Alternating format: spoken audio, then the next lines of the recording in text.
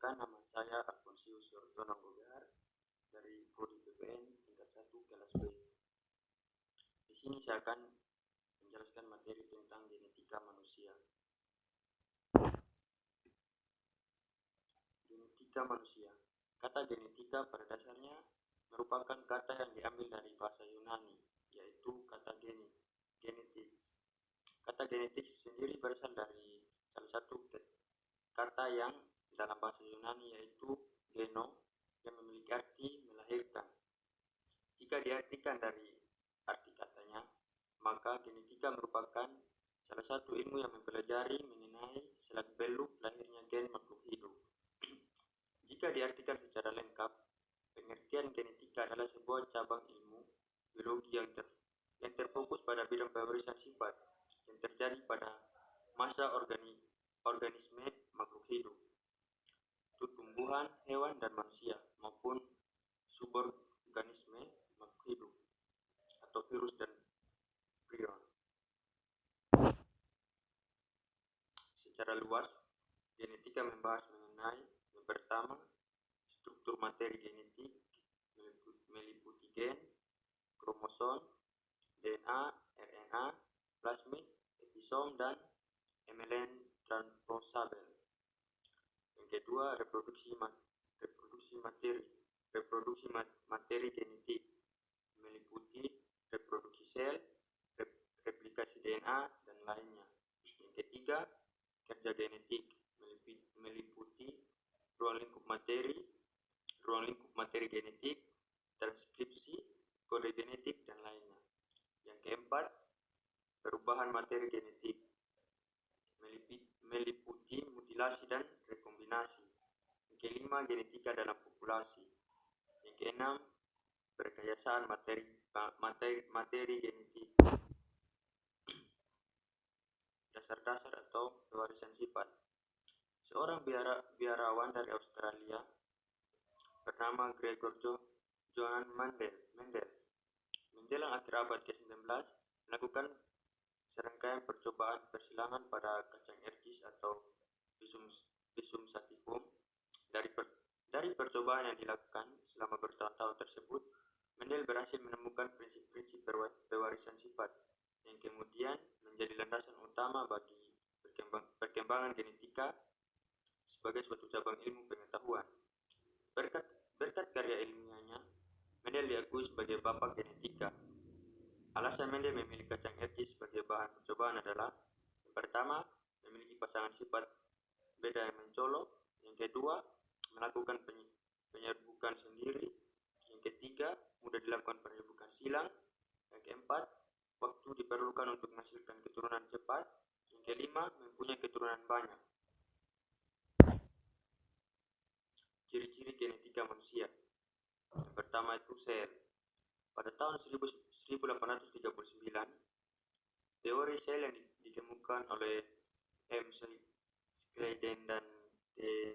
Schwann mengatakan sel adalah unit terkecil kehidupan. Serta teori sel yang dikemukakan oleh Erving Gow pada tahun 1859 mengatakan sel berasal dari sel, yang artinya setiap sel berasal dari sel sebelumnya yang mengalami pembelahan. Weismann pada tahun 1887 mengemukakan bahwa sel terdapat dua macam plasma di dalamnya, yaitu plasma benih atau germplasm dan plasma tubuh atau somatophals. Plasma benih inilah yang membentuk sel kelamin atau gamet yang nantinya akan dibawa turun-temurun sel kelamin yang kemudian menumbuhkan plasma tubuh. Dengan demikian, bahan pembawa sifat keturunan terdapat di dalam sel kelamin. Yang kedua, kromosom. Teori kromosom yang diperkenalkan oleh T. Bovary pada tahun 1891 yang menyatakan bahwa kromosom itu membawa sifat herediter. Kromosom merupakan pembawa gen yang terdapat dalam inti sel atau nukleus, dan dilihat dari arti kata kromosom yang berasal dari bahasa Yunani, dapat diartikan sebagai badan yang mampu menyerap warna. Yang ketiga, gen.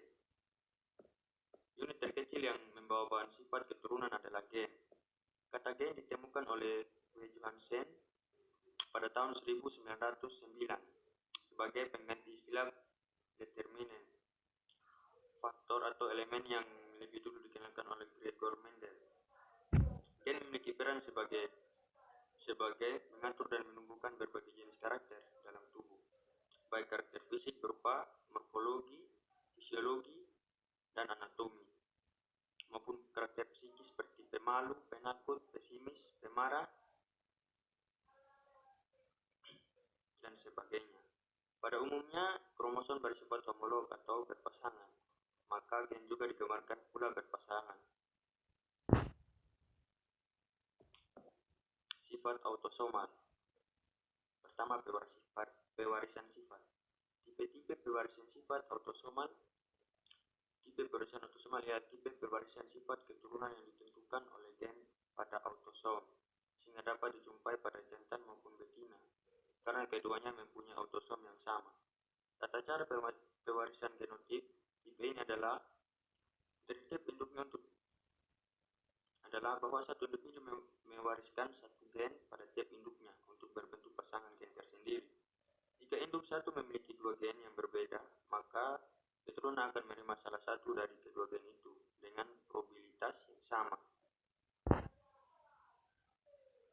Kedua, autosomal dominan. Pewarisan sifat autosomal dominan ditentukan oleh gen-gen yang terdapat dalam DNA pada autosom atau kromosom somatis, yaitu antara pasangan kromosom K1 sampai pasangan K22. Kedua, pada pasangan kromosom, huruf pertama adalah genotip yang terdapat pada kromosom pertama dan huruf kedua adalah genotip yang terdapat pada kromosom kedua. Misalnya tertulis genotip PP pada pasangan kromosom, maka kromosom pertama terdapat gen dominan P huruf kapital dan pada kromosom kedua terdapat gen resesif P huruf kecil. Untuk genotip PP kapital pada kromosom pertama maupun kedua terdapat gen dominan. Pada kromosom pertama pun kedua terdapat gen dominan, sedangkan untuk genotip P kecil pada kromosom pertama maupun kedua terdapat gen resesif. Pewarisan sifat jenis ini diturunkan oleh genotip dominan huruf kapital. Apabila genotip dominan ini ada, maka sifat tertentu yang diturunkan akan muncul fenotipnya atau sifat yang tampak. Sebagai contoh, jika ada satu gen dominan P huruf kapital, maka misalnya genotip P kapital P kecil, maka sifat yang diwariskan akan muncul karena gen dominan ini akan mendominasi dan menutup gen resesif P huruf kecil. Jika pasangan merupakan gen resesif semua, misalnya PP, barulah sifat yang dipengaruhi oleh gen resesif ini akan muncul. Tentu saja jika genotipnya dominan semua, misalnya PP kapital, sifat yang diwariskan oleh gen dominan ini akan muncul. Instruksi gen. Gen berada di seluruh tubuh. Fungsi dari gen adalah seperangkat instruksi yang menentukan seperti apa organisme itu, penampilannya, bagaimana bertahannya, dan bagaimana berperilaku di lingkungannya. DNA dan gen diturunkan melalui garis keturunan. Blok pembangun DNA disebut nukleotida yang terdiri dari 3 bagian: gugus fosfat, gugus gula, dan satu dari 4 jenis bisa nitrogen. Gen terdiri dari kombinasi panjang 4 basa nukleotida yang berbeda yakni A. Adenin, C. Sitosin, G. Guanin, dan T. Timin. Cara kerja gen. Setiap gen memiliki pekerjaan khusus yang harus dilakukan. DNA dalam gen mengajarkan instruksi tertentu untuk membuat protein dalam sel. Protein adalah blok bangunan untuk suatu dalam tubuh Anda. Tulang dan gigi, rambut dan telinga, otot dan darah, semuanya terdiri dari protein. Protein itu membantu tubuh bekerja dengan baik dan tetap sehat. Gen yang tetap berubah disebut sebagai mutilasi. Selain mempelajari gen, peneliti juga berusaha menguak rahasia gen yang tak berfungsi dengan baik. Salah satu metode yang sering diuji adalah mengganti gen yang sakit dengan yang sehat.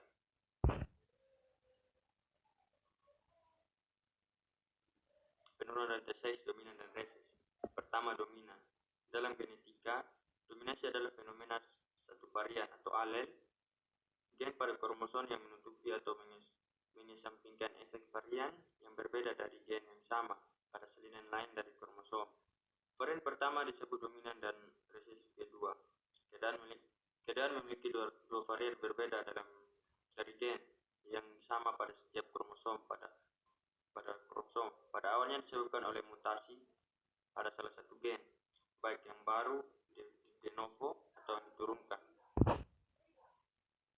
Yang dua, resesi. Gen dikatakan resesif apabila berpasangan dengan gen lain yang dominan. Ia akan tertutup sifatnya atau tidak muncul. Tetapi jika ia bersama gen resesif, lainnya alelanya sifatnya akan muncul.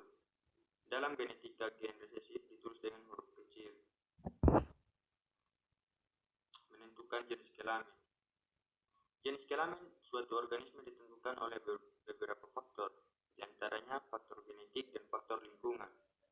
Faktor genetik merupakan faktor yang memiliki peran utama dalam penentuan jenis kelamin suatu organisme.